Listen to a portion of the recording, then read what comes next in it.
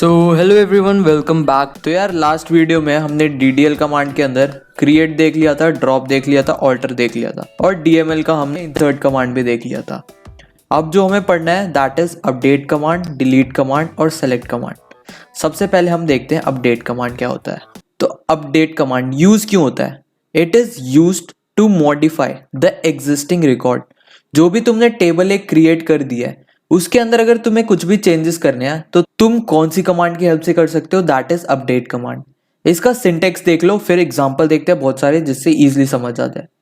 सबसे पहले update keyword लिख दो, फिर टेबल का नाम, फिर जो भी तुम्हें चेंजेस करने हैं सेट लगाकर कॉलम 1 में क्या चेंजेस करने हैं, कॉलम 2 के अंदर क्या चेंजेस करने हैं और किस बेसिस पे चेंजेस करने हैं वो कंडीशन डाल दो। ये तो था तुम्हारा सिंटेक्स। अब आओ कोडिंग कर कर और अच्छे से समझते हैं। तो यार इससे तुम्हारे पुराने टॉपिक्स भी ब्रश अप हो जाएंगे।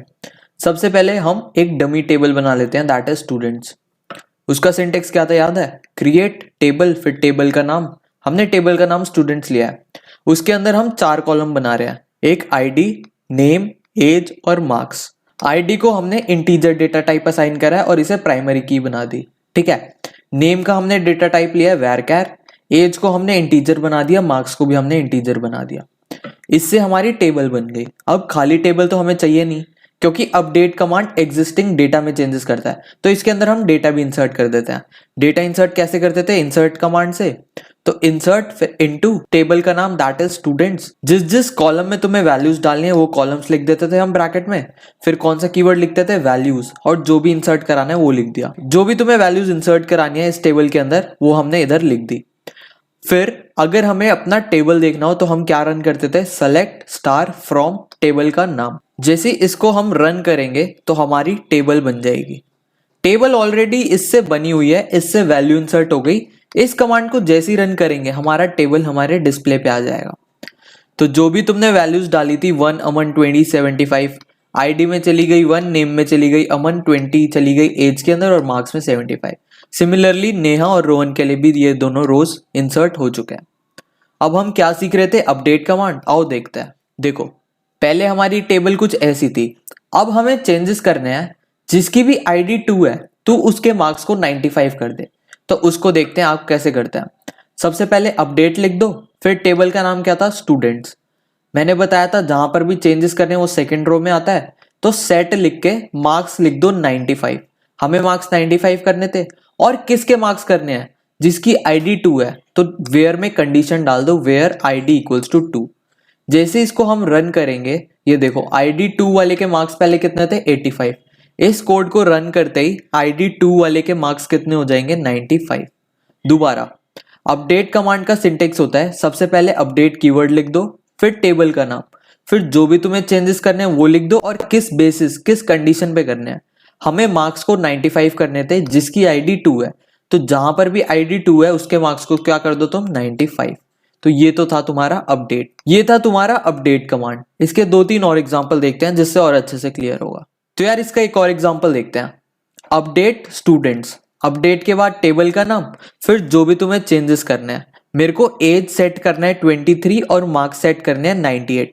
किसके चेंजेस करने हैं? जिसकी आईडी 3 हो। तो आईडी 3 किसकी है? रोहन की। रोहन के एज क्या सेट कर दो? 23। पहले 21 था, अब देखो बाद में क्या हो गया? रोहन का एज 23 और मार्क्स क्या कर दो? 98। पहले मार्क्स रोहन के कितने थे? 90, अब मार्क्स कितने हो गए? 98। तो जो भी एग्जिस्टिंग डेटा होती है उसके अंदर कहीं पर भी तुम्हें चेंजेस करने हैं तो किसकी हेल्प से चेंजेस तुम कर सकते हो? अपडेट कमांड की हेल्प से। अपडेट कमांड का सिंटेक्स अपडेट, फिर टेबल का नाम, फिर जो भी तुम्हें चेंजेस करने हैं वो लिख दो सेट लगा के और वेयर के अंदर कंडीशन डाल दो कहां कहां तुम्हें चेंजेस करने हैं, उससे चेंजेस हो जाएंगे। तो यार ये तो था तुम्हारा अपडेट कमांड। अब जितनी प्रैक्टिस, जितने क्वेश्चंस तुम करोगे उतने इजीली तुम एग्जाम्स के अंदर भी क्वेश्चन सॉल्व कर पाओगे। मैं डिस्क्रिप्शन में एक लिंक डाल दूंगा, वहां जाके प्रैक्टिस कर लेना। मुश्किल से आधा घंटा लगेगा और एसक्यूएल तुम्हारा ऐसा हो जाएगा कि तुम्हें फुल मार्क्स इजीली मिल जाएंगे। तो यार हमने DDL कमांड कवर कर ली, क्रिएट, ड्रॉप, ऑल्टर। DML में हमने इंसर्ट भी कवर कर लिया, अपडेट भी कवर कर लिया। अब देखते हैं डिलीट कमांड। तो यार डिलीट कमांड भी हम सेम टेबल पे ऑपरेशन परफॉर्म करते हैं। सेम हमने टेबल क्रिएट कर ली और वैल्यूज इंसर्ट कर ली। जैसे ही सेलेक्ट कमांड रन करेंगे तो हमारी स्क्रीन पे इसका आउटपुट आ जाएगा।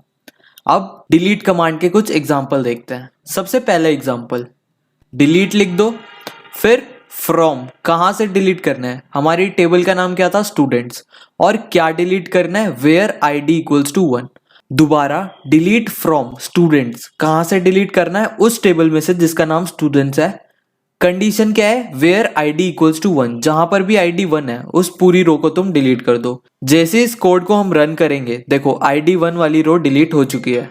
जैसे इस कोड को रन करेंगे, देखो ID 1 वाली रो इस टेबल से ही उड़ चुकी है। इसका एक और एग्जांपल देखते हैं। सिंटेक्स सेम ही रहेगा, बस अलग अलग कंडीशन डाल के हिट एंड ट्रायल करके तुम्हें सीखना ही पड़ेगा।